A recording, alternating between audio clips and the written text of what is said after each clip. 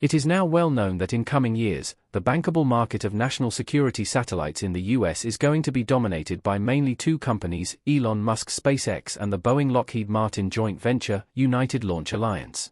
They are making billions, beating out Blue Origin and Northrop Grumman in fierce competition.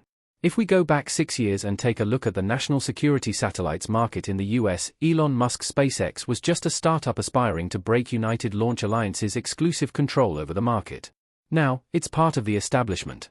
On August 7, Friday, when the US Air Force announced that SpaceX and ULA would share the National Security Space Launch (NSSL) Phase 2 contracts for launches between 2022 and 2027, it made sure that SpaceX is going to make a big impact on the government launch market.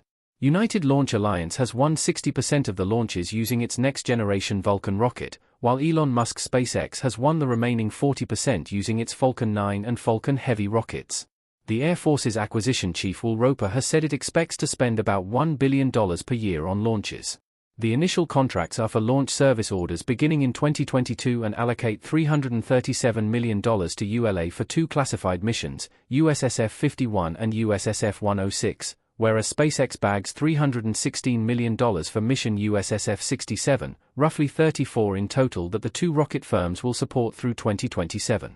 Military officials did not say exactly how many launches that might include, nor did they provide the total contract amount. In this video, Engineering Today will discuss how SpaceX won this landmark multi-billion-dollar launch agreement with the Pentagon. Let's get into details. Stay tuned. 6 years back, in 2014, ULA had complete dominance over the national security satellites market as the only producer of certified heavy-lift rockets for military use. Infuriated with the Air Force's award of a block-buy contract to ULA for Atlas V and Delta IV rockets, the newcomer SpaceX filed a lawsuit in federal court. They presented their argument, willing to contend for some of those launches. The Air Force countered that SpaceX's Falcon 9 vehicle was not yet certified and thus could not compete. In 2015, SpaceX got some privilege from the Air Force to speed up the approval process of certifying their Falcon 9 rockets to contend for further contracts, hence, they decided to drop the lawsuit. Since then, Elon Musk's company has won several contracts, which include the GPS-30 satellite as well. In the meantime, the surly relations between Russia and the US made a huge impact on the national security launch market. The US had a long-term dependency on the Russian-built RD 180 engine used for Atlas V. When Russia threatened the US to stop exporting those engines in response to Western sanctions, the process to wind up Russian dependency started accelerating. In October 2018, SpaceX was excluded again, and the Air Force awarded launch service agreement contracts to ULA, Northrop Grumman, and Blue Origin to support the development of their rockets. These funds were intended to help the companies make competitive bids for the mid-2020s launch contracts. Now, interestingly, on Friday, the announcement of National Security Space Launch Phase 2 contracts gave a clear indication that the decade-long dominance of ULA is going to end, and SpaceX is going to play a key role from now on. Let us take a quick look at ULA's story as well. United Launch Alliance may have fought SpaceX better when they tried to get into a market where ULA had complete possession. Under the leadership of Tory Bruno, president and chief executive of the company since 2014, ULA has adapted well to the changing market. They have invested a hefty amount in the last few years working on next-generation rockets. On Friday, Bruno said in a statement, ULA is honored to be selected as one of two launch providers in this procurement. He added that Vulcan Centaur provides higher performance and greater affordability while continuing to deliver our unmatched reliability and orbital precision, well into the future. Vulcan Centaur, a partially reusable new rocket from ULA, will eventually replace the other ones, Atlas V and Delta IV, reducing dependency on the RD 180. This new rocket also includes a high-power BE for methane oxygen engine in its first stage and a hydrogen-burning Aerojet Rocketdyne Centaur upper stage engine, which used to be a Blue Origin feature earlier. Although this rocket may make its debut in 2021, that is not certain, as technical problems almost invariably crop up during the development of new launch systems.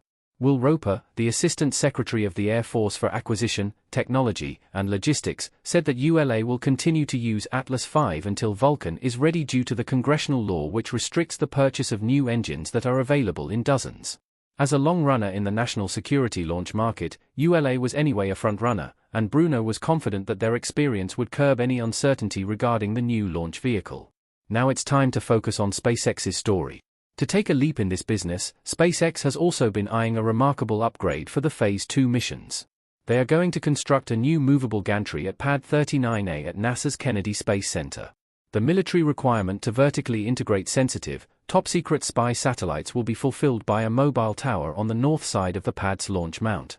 Gwynne Shotwell, the president and chief operating officer of SpaceX, said at Satellite 2020, "We fought hard to enter this market and we really hope we can continue. We have done a good job building a launch vehicle that can serve many markets." She is responsible for SpaceX's day-to-day operations and company growth.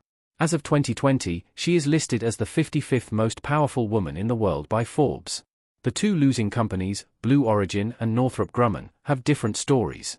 Blue Origin's development of New Glenn at an estimated cost of $2.5 billion has been funded by Jeff Bezos, the founder of the company. He has invested from his massive wealth from Amazon.com to fulfill his long-term vision of millions of people living and working in space. Losing a single contract is definitely not going to derail Jeff Bezos's dream, as they continue to work on both the New Glenn rocket and a launch complex at Cape Canaveral. They are also still involved in the NSSL Phase 2 program as a supplier to ULA. On the first stage of ULA's Vulcan and Blue Origin's New Glenn rocket, the BE-4 engine is going to be used. As per their CEO Bob Smith's statement, it was disappointing to be left out, but Blue Origin will continue to develop its New Glenn rocket, fulfill their other contracts, and also look forward to supporting ULA's future role. Northrop Grumman also said in a statement that it was disappointed by the outcome. But is this all about what we witnessed on Friday? No, my friends. There is a story we will keep an eye on. SpaceX's rockets are usually priced at a fraction of the cost of ULA's, but it was not clear at all why the value of the contract awarded to SpaceX was far higher than ULA's per launch price. SpaceX's contract also put the price of its one mission at more than 3 times the $90 million sticker price of its Falcon Heavy rocket. The Air Force's Assistant Secretary for Acquisition, Will Roper, refrained from making any comments on Friday, citing the confidentiality of the mission. But Roper added that the budget they have been spending over the years may come down, and they have already saved $7 billion since 2013. He also added, saying, "This is a groundbreaking day, culminating years of strategic planning and effort by the Department of the Air Force, NRO, and our launch service industry partners.